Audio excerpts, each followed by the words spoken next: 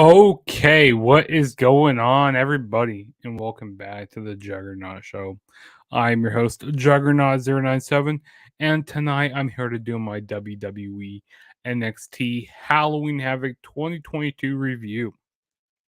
Now, Halloween Havoc was on Peacock this past Saturday, which was October 22nd, and I'm doing this review on October 25th, 2022. So, I'm not gonna waste any time, with this review. I'm gonna try to do this review pretty quickly. So let's quit wasting time and let's get started with this review. So the first match that started off the show, we had a ladder match for the vacant North American Championship. So the competitors we had in this match were Nathan Frazier, Oro Mensa, the former North American champion Carmelo Hayes, Wesley, and Von Wagner. This was a pretty good match. I mean, it felt pretty long.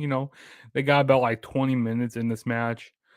I feel like every guy did what they needed to do in this match. Like Nathan Frazier, he really looked great in this match. I really liked the spot when he did the whatchamacallit. He did this reverse like Spanish fly onto a ladder onto Carmelo Hayes. That was nice. Oro Mensa, he was looking nice. I feel like every guy was hitting their moves like at the right time, and it didn't like there weren't spots that seemed awkward. And also Von Wagner, he was really dominant in this match. He was just like really dominant in this match. Acting like doing like the Kane role here, where he just like cleaned house from everybody. There was one nice spot where Von Wagner he did like a running gorilla press, and he threw Wesley onto the announce table. And I thought there was no way that Wesley is going to be able to come back from this. There's no way. There's no way that Wesley's going to be able to come back. But Wesley ended up, winning the North American Championship, which I'm happy about that because I mean, this is Wesley's first, singles title. I mean, he was a part of, MSK, with Nash Carter, and Nash Carter, he's back on the Indies now. But yeah, this is Wesley's first singles title here, which is cool. I thought that Nathan Frazier was going to win, in my opinion, because in my predictions, I said Nathan Frazier is definitely winning this match because I felt like it was going to be his time. But no, I'm happy for Wesley. And who knows, maybe Carmelo Hayes goes to the main roster after this. But I mean, yeah, there's some brutal spots in this match that they were doing. Like I love when Wesley did this Meteora off the ladder onto Carmelo Hayes, like onto like another ladder bridged. That was pretty cool. There's some really nice spots in this match. Like, I mean, it's not the best ladder match, but it was fun. It was entertaining. I think it was better than the ladder match that they had at NXT. What was it? Stand and Deliver. I think this match was a little bit better than that, but I mean, it was a good match here. Yeah, this match was better than that match here at NXT Stand Deliver. But yeah, fine match. Now we will move on to the next match, which we had was a casket match.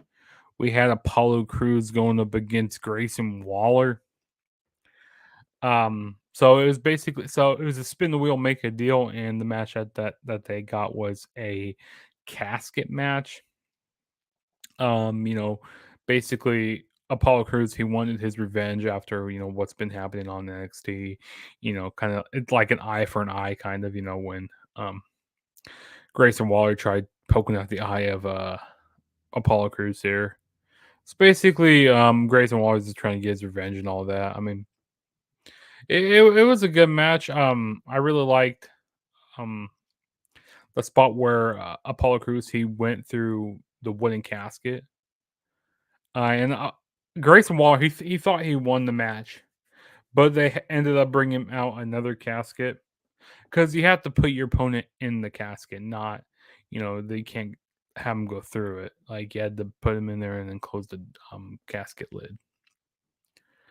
So I mean, it was a good match. I'm happy this rivalry is over.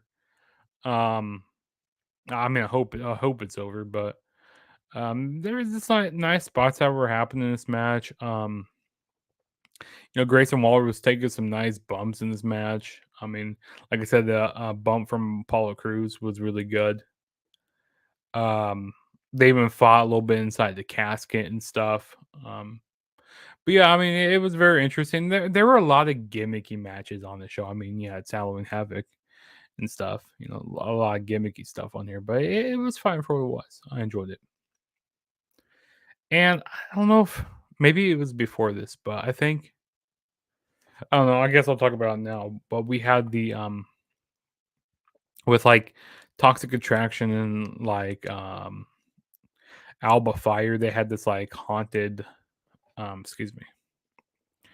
They had this like haunted segment like where they were like at this haunted house. A whole bunch of Halloween vibes and stuff. Basically, Alba Fire destroyed the rest of Toxic Attraction there. Um, so that happened. Like we saw a lot of that throughout the night. That was a pretty long segment. But no, I mean that was fun. I mean it was cool. Um, and then brought Mandy Rose back to the performance center. So yeah, that was out there. But let's go on to the next thing that we had here, which was a weapons everywhere match. We had Roxanne Perez going up against her former friend Corey Jade. This feud has been culminating up to this, ever since what was it? Was it NXT Great American Bash or it was no NXT Heatwave? No, NXT Heatwave was when they went up against each other. No, but it was like NXT. Um, I think it was like NXT Great American Bash or something like that, where they had them like they were going for a tag team titles. No. It was Roxanne Perez. She was going for the NXT title. And then Cora J turned her back on her, hit her with the skateboard because because Cora J was jealous of Roxanne Perez how quick she was rising up the top. So yeah, I actually enjoyed this feud a lot. Like from watching it from the start where I started at to now, like I understood what was going on with this, so I'm pretty appreciative of this feud. I like how Roxanne Perez she brought the skateboard out because that's basically kind of what started this. With Cora Jade that's breaking the skateboard over her back. Just hitting her. With Cora Jade turning heel and all that. Pretty brutal match. There were some really nice spots that they did in this match where they were like climbing like on the scaffolding or like on the set, and then they both fell through like some boxes or whatever they were. Like I didn't see that by like ringside and stuff, so that was cool. That I didn't really see that much, but yeah, that was a nice spot during the match. Um, I really like the ending when Roxanne Perez hit the pop rocks on a whole bunch of steel chairs. That was really nice. And basically it's a sunset flip power bomb, or a sunset flip into the chairs. But that was really nice with Roxanne Perez hitting the pop rocks and winning the match. So yeah, I mean it was fun. I mean both women worked really good, and the dialogue that they were having with each other, made sense. So hey, this was really fun match. I enjoyed it a lot. So we will move on to the next match, which we had was an ambulance match. We had former members of the Diamond Mine. We had Julius Creed going up against Damon Kemp, and if Julius Creed would lost this match, then that means his brother Brutus Creed would had to leave NXT. Um, I really wasn't into this match a whole lot. Like, I didn't feel like this needed to be like an ambulance match because to have like an ambulance match, you need to have like a blood feud, and like this wasn't one of there. Like someone needed like tombstone somebody's loved one like on the stage, or something crazy needed to happen in order to this be an ambulance match. Like what we had with Shane McMahon and Kane, back in the day. But this wasn't really it here. Um, I mean, they were doing some nice stuff in here, but I feel like there were way too many false finishes in this match. Like way too many false finishes. I was not into that at all. But like I said, I like some spots where some of the false finishes where um, Damon Kemp was trying to close the ambulance door onto Julius Creed, and Julius Creed kept blocking it, blocking it with his hands. I don't know how Julius didn't break his hands, broke his fingers with that, because if that was me, I probably broke my fingers. I don't know. And this was kind of a weird kind of stipulation for Julius Creed to be in, because like he's basically a a mat type of wrestler, more amateur wrestling. But well, both these guys are. So it was kind of weird seeing him in this type of stipulation. Um, I mean, they were just throwing everything at each other. I mean, I even liked the when Julius Creed he tried going for the double stomp off the ring apron, and then like Damon Kemp, he used the fire extinguisher. So that was nice. They were pulling a lot of nice tricks out of the bag here. Using the stretcher in this match, like where Julius Creed power bombed Damon Kemp on the stretcher. Um, I mean, yeah, Damon Kemp, he tried putting Julius Creed into the ambulance like 2 or 3 times, but they weren't successful. Like that means that Julius Creed's gonna be winning this match, which he did. He used a steel chair that Damon Kemp used on Brutus Creed. So kind of getting his revenge on here. And I like how Julius Creed was just smashing the chair over repeatedly on Damon Kemp's back. So kind of like I said, getting his revenge for what happened to his brother, and Roderick Strong, taking out Roderick Strong. And like I said, Julius Creed put Damon Kemp, then put Damon Kemp into the ambulance and won the match. So Julius Creed and Bruce Creed, they're still together here in NXT. So yeah, but it was a fine match for what it was. And then when we move on to the next match, which we had was the NXT Women's Championship on the line. We had Mandy Rose defending the title against Alba Fire. And of course, like I said earlier in the night, we had that whole haunted house segment, with Alba Fire destroying the rest of Toxic Attraction. And you would think that, hey, Toxic Attraction, JC Jade and Gigi Dolan, they're not coming back. They won't be coming back at all. But no, they ended up coming back, trying to help Mandy Rose win the match. This is probably the worst thing that happened on the show. I just really wasn't a big fan of this match at all. I mean, I was expecting Alba Fire to be winning this match. I mean, to be honest, I have no idea who's. I mean, I kind of have a few ideas who could take the title off of Mandy Rose, maybe like Roxanne Perez, but I was expecting Mandy Rose to be losing title here. I thought it was her time. Maybe she's going up to the main roster. I also got a comment here from Christopher here. He says, "Hey," he says, "Sup, Juggernaut? Hey, man, thanks for stopping by. Thanks for joining the show. I appreciate it." But yeah, back to what I was saying. I thought that it was time for Mandy Rose and the rest of Toxic Attraction to go up to the main roster, but maybe they got some bigger plans. Maybe they want to have her stick around for a little while longer. I don't know. Yeah, Toxic Attraction, interfered to the match and took out Alba Fire. Pulled out the referee, and then Mandy Rose hit the kiss from the rose, kiss from the rose to retain the NXT Women's Championship. So yeah, I mean, like I said, this is probably the weakest thing on the show, but earlier in the night they had that whole haunted house segment, which was it was okay for what it was. It says we all have different opinions, but I enjoyed the match. But I thought that Alba Fire should have won, aka Kaylee Ray. Yeah, like I said, I felt like Kaylee Ray or Alba Fire, she should have won this match. But I felt like the match was a little bit too short for my liking. And like there were some things on the show where the pacing, like with the ambulance match, that match was a little bit too long. I feel like maybe if they cut some time from that match, that maybe this match could have been a little longer, and also the casket match was little bit too long. Like I don't know, like those two matches could have got cut shorter, and had some more time with this match, and not have the whole toxic attraction coming back out because it didn't really make sense for them to come back out. But I mean, they did the best what they had here. So I mean, it was good for what it was. And it's gonna be interesting to see what the backlash of what happens after. I'm gonna watch NXT later on here, so we're gonna see what happens though.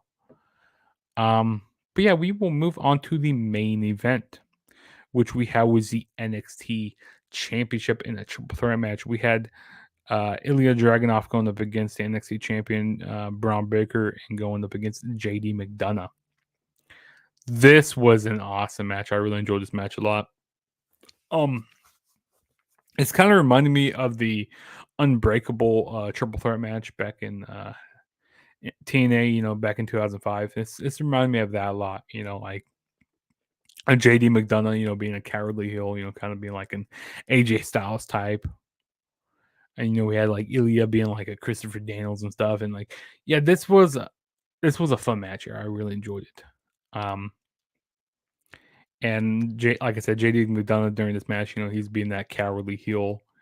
I thought it was funny where he started clapping. He was so excited that Dragunov and Braun Breaker about to take out each other.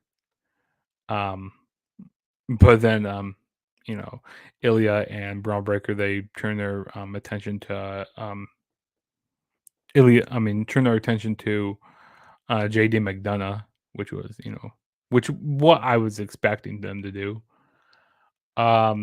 There was this really nice spot I liked in the match where it was like a power bomb, or it was like a sunset flip, or like they're doing something in the corner, and like no, it was a Frankensteiner, and then Ilya Dragunov countered that like into like a turned it like into a power bomb. That was really nice. Um, so that was a really nice spot in the match. There was one point where I thought that Braun Breaker was gonna do like a spear onto the outside, like spear JD McDonough onto the outside of the ring, which I think that would have been like a really dangerous spot because he could have hurt his neck pretty bad there. Like if he would have did that spear, like because that's pretty risky to do that. Because like you've seen Big E do that spear quite a bit, like doing a spear to the outside of the ring, which sometimes like how does he not break his neck? But yeah, I mean there was nice transitions in this match. Very stiff, hard hitting match. I mean, Braun Breaker ended up retaining the title by hitting the spear at the end there. I think he pinned it was JD McDonough. We also have another comment here. It says the only match I got right was Apollo Crews. I don't watch NXT, only pay-per-views. I miss reviewing Heatwave because I was focusing on Twitch, but they had deleted the vid after 2 weeks. Interesting. Yeah, I try to stay up like there's just so much wrestling to keep up on, but yeah, I try to stay up on the product of NXT, even though it's not as good as Black and Gold NXT, but NXT has slightly been improving as of late. But yeah, there's like a few. I got this match wrong. I got this match wrong here. But yeah, I thought that Ilya Dragunov was going to end up winning the match, because who knows, maybe Braun Breaker was ready to go up to the main roster, and I was expecting maybe like an Austin Theory cash in, because he teased that he could have been cashing in the Money in the Bank briefcase, so I was kind of expecting that to happen, but it didn't. Maybe he was just out there, like I said, just tease it, on Tuesday. Hey, or who knows, maybe he might cash in the briefcase tonight on NXT. I have no idea. I'll have to tune in on NXT to find out later. I mean, this was a fine show. I mean, it was good for what it was. I mean, it wasn't the best. This wasn't the best NXT special, but I mean, it was fun. I mean, it was better than what was that show? I mean, so Worlds Collide was fun. This was probably better than it was NXT. It was NXT in your house. Yeah, this was better than that. And then we got SCW Wrestling in the chat here. He says, "Late to the party. Hope you're doing well, buddy." Hey, thank you for showing up, Steve. Hey, also definitely go check out his channel, SCW Wrestling. He does some great content over here on YouTube. But yeah, thanks for stopping by.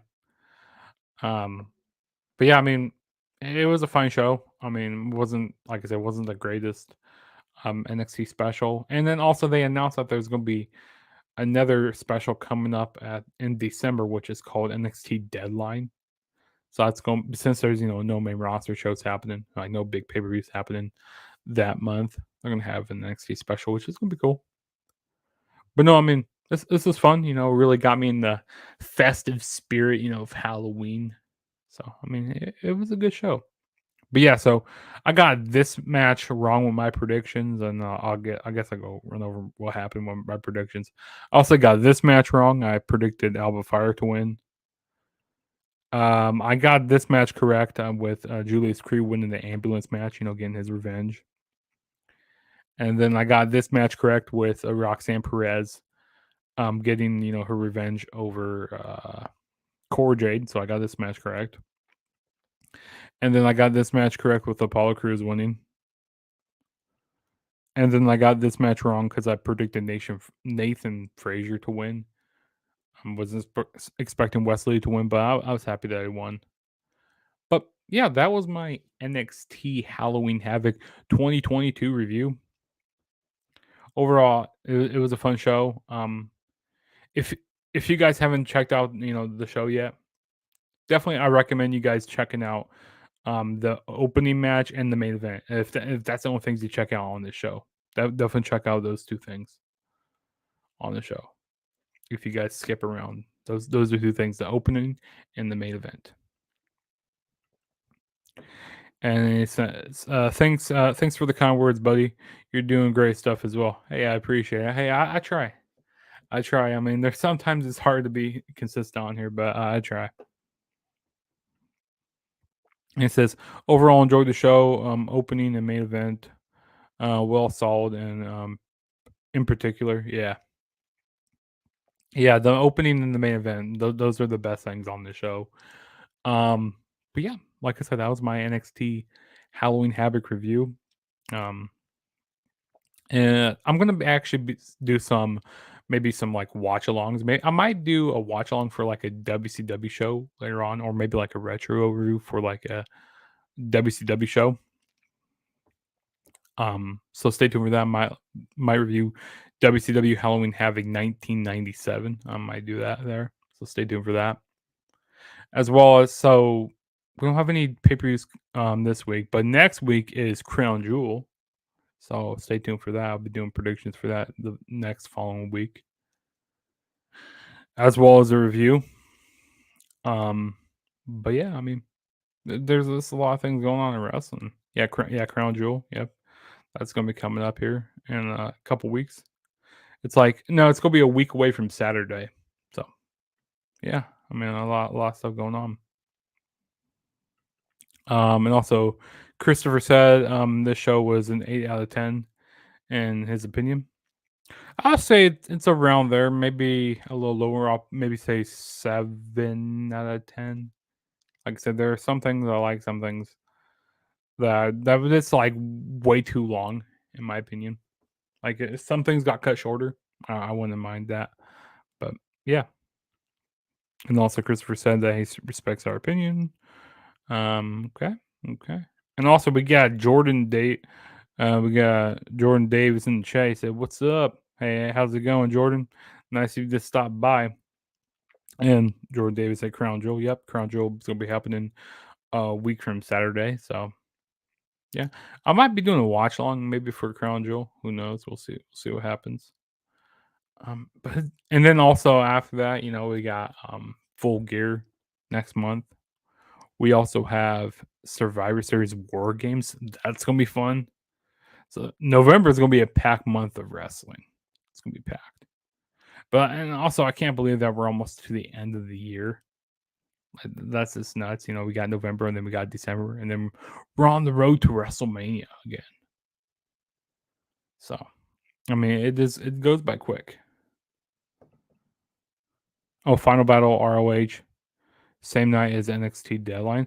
Oh, so yeah, I forgot. Yeah, we do have a Final Battle ROH happening. I didn't know those were on the same night. Yeah, because it is on December 10th. So yeah, but yeah, I think Final Battle will be like earlier in the day because I saw that's like gonna be like at 3 p.m. Central Standard Time. But yeah, um, if this is your first time ever checking out my channel, hit that subscribe button for to be um that will help me out quite a bit. I'm almost to 500 subscribers on my channel, so let's get me to 500. Also, go follow me on all my social media platforms. Go follow me on Twitter at the True JSB, on Instagram and Twitter. My links will be down in the description below. Like I said, hit the subscribe button, hit the like button. Um, Also turn on the notification bell to be notified every time I make a new video, so you don't have to wonder, oh, when's Juggernaut making a new video? Well, you know when I'm making a video because you already have all my notifications. And this is your boy Juggernaut saying peace out, and I will catch you guys in my next video, whenever that may be. So, peace out.